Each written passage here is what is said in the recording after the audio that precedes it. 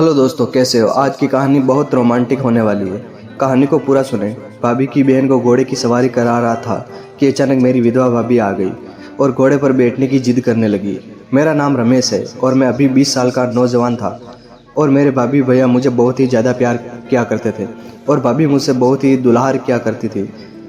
हम अपने घर में बहुत ही ज़्यादा खुश रह सकते थे, लेकिन फिर उन्हें खुशियों को पता नहीं किसकी नज़र लगी और चंद मिनट में हमारे घर की खुशियाँ एक गुमनाम जिंदगी की तरह गुम हो गई, क्योंकि भैया का देहांत हो चुका था और उनकी मौत भी ऐसे हुई कि जिसमें हमें कुछ ना तो कर सके थे उनके लिए, ना ही कुछ हम बचा सके, क्योंकि उनकी मौत एक आकस्मिक मौत थी।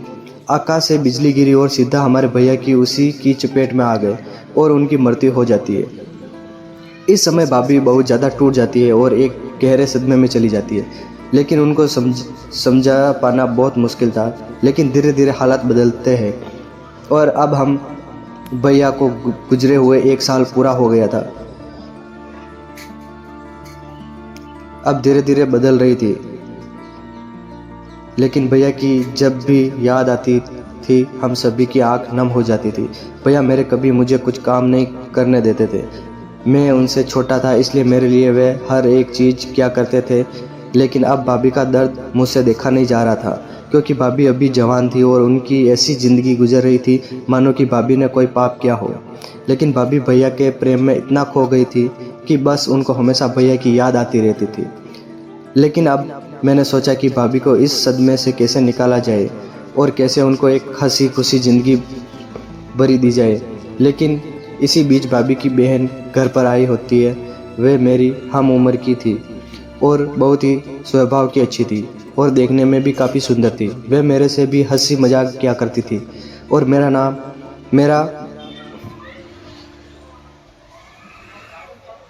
मेरा शुक्रिया अदा करती थी कि आपने भाभी को बहुत अच्छे से, यानी मेरी बहन को बहुत अच्छे से संभाला है। तो मैं बोलता था कि भाभी मुझसे बहुत प्यार करती थी, दुलार करती थी और भाभी का ये दर्द मुझसे अभी देखा नहीं जा रहा था। भाभी की बहन एक दिन मेरे से बोलती है कि मुझे मार्केट जाना है और क्या मुझे लेकर चलोगे। तो पहले मैंने मना कर देता हूँ, लेकिन बाद में जिद करने लगी तो उसको मार्केट लेकर चला गया था और मार्केट में उसको भी शॉपिंग करना था। मैं शॉपिंग उनको करा दी। उन्होंने मुझे कुछ ऐसी चीज़ खरीदी थी जो कि मैं आपको वीडियो में नहीं बता सकता। आप समझदार हैं, आप समझ जाए। और उस दिन से भाभी की बहन का मेरे प्रति बेहद कुछ अलग हो गया था। ऐसे लग रहा था कि जैसे वह मुझसे प्रेम करने लगी है। जब भाभी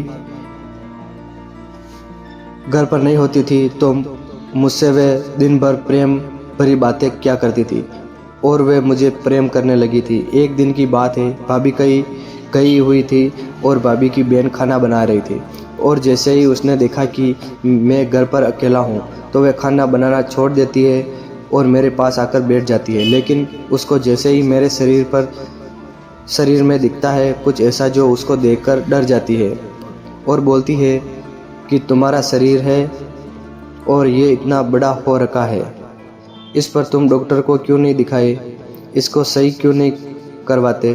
तो मैंने बोला कि मेरे पास इतने पैसे नहीं है कि मैं इसे ठीक करवा सकूं, इससे क्या प्रॉब्लम होती है। पर अब वह मुझे रोज़ कुछ ना कुछ बोलती रहती थी।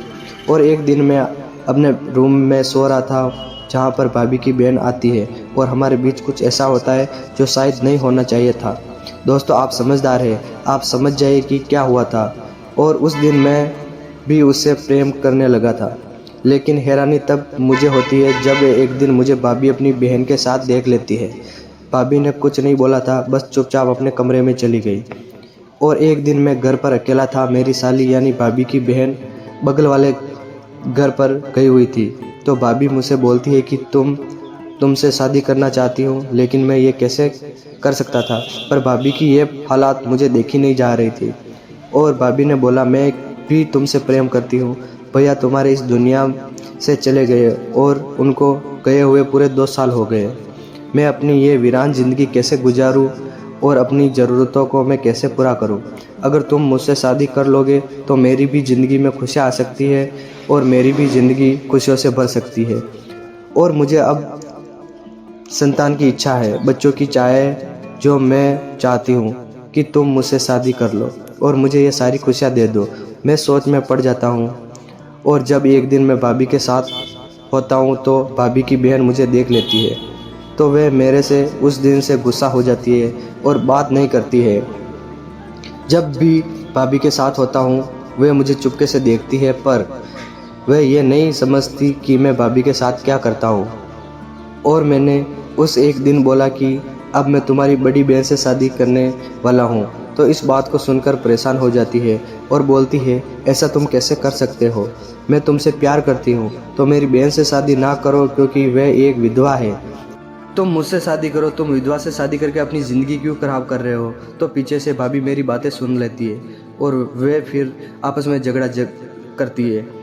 और फिर मैं उनसे दोनों से बोलता हूँ, इसका एक ही रास्ता है, अगर तुम दोनों मेरे साथ शादी कर लो तो मैं तुम्हें दोनों को ज़िंदगी भर खुश रखूँगा और सारी खुशियाँ दूँगा। पहले तो वे नहीं मानती, लेकिन बाद में दोनों मान जाती है और मैं लीगल तरीके से दोनों से शादी कर लेता हूँ। दोनों का जीवन खुशियों से भर देता हूँ। जो भाभी की बंजर ज़िंदगी उसको मैं हरा भरा कर देता हूँ और जो भी मेरी साली थी अब मेरी पत्नी बन चुकी थी।